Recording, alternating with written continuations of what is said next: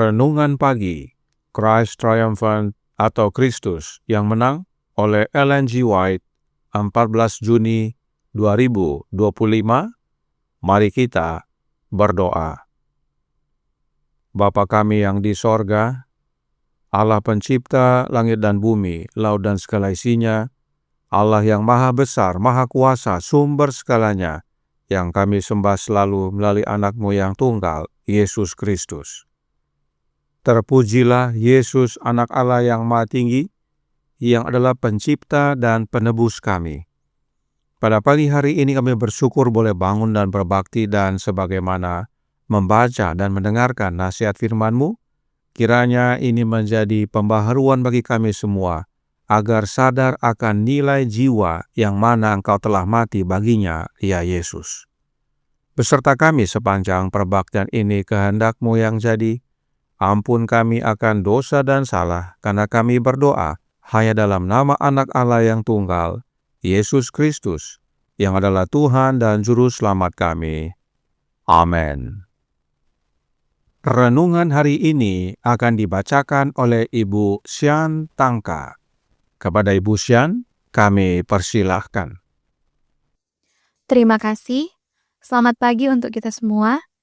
Bacaan renungan pagi kita pada pagi hari ini, hari Sabat, tanggal 14 Juni tahun 2025, dengan judul Nilai Jiwa Dibandingkan dengan Reputasi Seseorang. Ayat temanya terdapat di dalam Yunus 1 ayat 2. Bunyinya, "Bangunlah, pergilah ke Niniwe, kota yang besar itu, berserulah terhadap mereka, karena kejahatannya telah sampai kepadaku." Ketika orang-orang Niniwe merendahkan diri di hadapan Tuhan dan berseru kepadanya memohon belas kasihan-Nya, Dia mendengarkan seruan mereka. Ketika Allah melihat perbuatan mereka itu, yakni bagaimana mereka berbalik dari tingkah lakunya yang jahat, maka menyesallah Allah karena malapetaka yang telah direncanakannya terhadap mereka, dan Ia pun tidak jadi melakukannya. Tetapi Yunus mengungkapkan bahwa ia tidak menghargai jiwa-jiwa di kota yang malang itu. Ia menghargai reputasinya supaya mereka tidak mengatakan bahwa ia adalah seorang nabi palsu.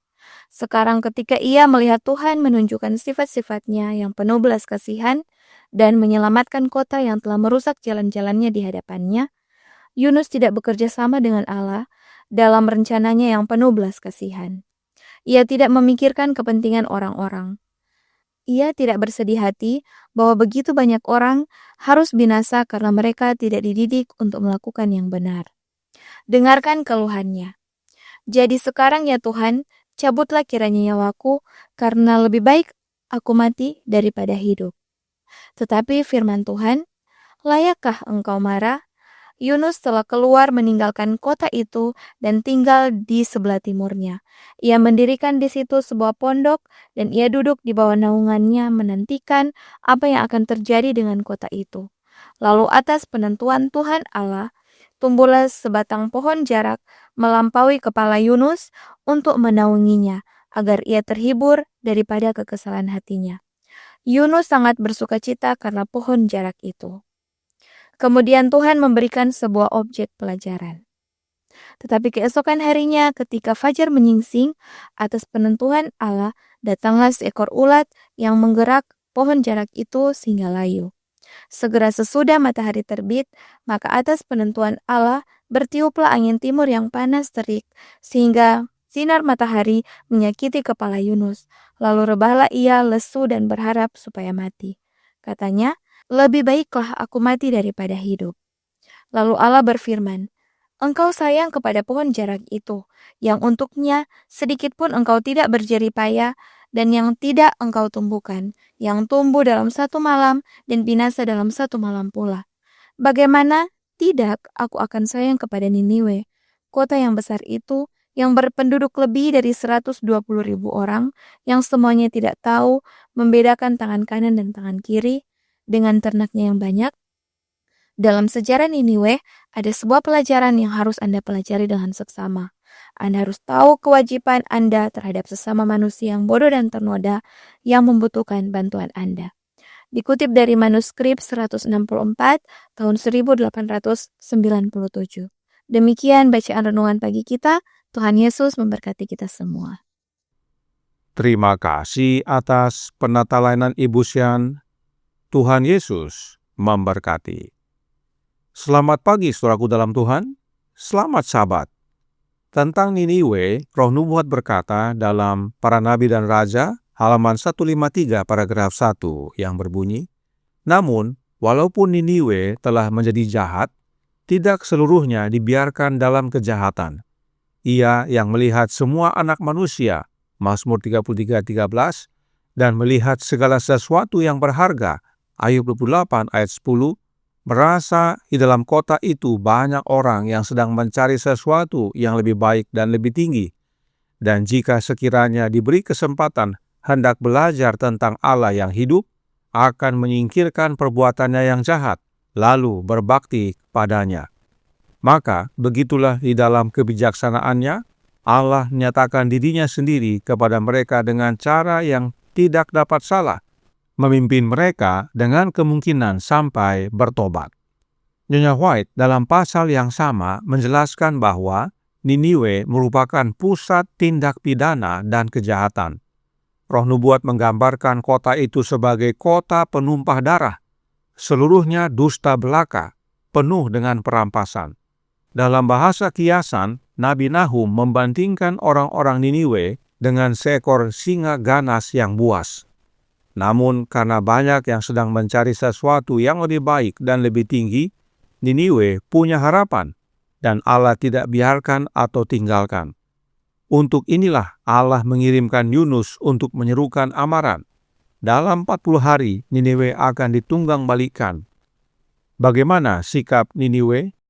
Yunus 3 ayat 5 berkata, "Orang Niniwe percaya kepada Allah, lalu mereka mengumumkan puasa, dan mereka, baik orang dewasa maupun anak-anak, mengenakan kain kabung." Mendengar amaran Yunus, orang-orang Niniwe percaya kepada Allah, karena amaran Yunus datang dari Allah. Mereka lalu adakan pertobatan secara bangsa. Mulai dari raja sampai kepada ternak-ternak mereka berpuasa. Dan tidak hanya berpuasa, mereka juga berkabung. Apakah pertobatan mereka diterima Allah? Yunus 3 ayat 10 berkata, "Ketika Allah melihat perbuatan mereka itu, yakni bagaimana mereka berbalik dari tingkah lakunya yang jahat, maka menyesallah Allah karena malapetaka yang telah dirancangkannya terhadap mereka, dan ia pun tidak jadi melakukannya." Niniwe menyesal dan bertobat, karenanya Allah tidak jadi melakukan hukumannya. Namun renungan hari ini menyatakan Yunus tidak setuju. Christ Triumphant halaman 172 paragraf 3 yang berbunyi, "Tetapi Yunus menyingkapkan bahwa ia tidak menghargai jiwa-jiwa di kota yang malang itu. Ia menghargai reputasinya, supaya mereka tidak mengatakan bahwa ia adalah seorang nabi palsu." Yunus tidak bahagia dengan pertobatan orang-orang Niniwe. Dia malah lebih memikirkan akan reputasinya. Dia khawatir disebut nabi palsu, sebab apa yang dia kabarkan tidak terjadi, malah pertobatan yang terjadi. Tentang hal ini, Roh Nubuat menambahkan dalam The Southern Work, halaman 79 paragraf 4. Sekarang ketika dia melihat Tuhan melakukan sifat-sifat belas kasih-Nya dan menyelamatkan kota yang telah merusak jalannya di hadapannya, Yunus tidak bekerja sama dengan Allah dalam rancangan belas kasihan-Nya. Dalam pandangan dia, tidak memiliki minat kepada sesama. Itu tidak membuatnya sedih bahwa begitu banyak orang harus binasa yang belum dididik untuk melakukan yang benar. Dengarkan keluhannya. Yunus berkata, "Jadi sekarang ya Tuhan, cabutlah kiranya nyawaku, karena lebih baik aku mati daripada hidup." Artinya, Yunus pergi ke Niniwe dengan harapan kota itu binasa. Yunus tidak mengharapkan adanya pertobatan. Yunus lebih mementingkan dirinya sendiri. Itu sebabnya saat pohon jarak yang Tuhan berikan sebagai pelindungnya dimakan satu ulat, Yunus kesal. Yunus lebih mengasihi pohon jarak yang jadi pelindungnya, yang sedikit pun tidak ada andilnya dalam menumbuhkan, daripada banyak manusia di dalam kota Niniwe yang bertobat. Karenanya Alkitab berkata dalam Yunus 4 ayat 10-11, Lalu Allah berfirman, "Engkau sayang kepada pohon jarak itu, yang untuknya sedikit pun engkau tidak berjerih payah, dan yang tidak engkau tumbuhkan, yang tumbuh dalam satu malam dan binasa dalam satu malam pula.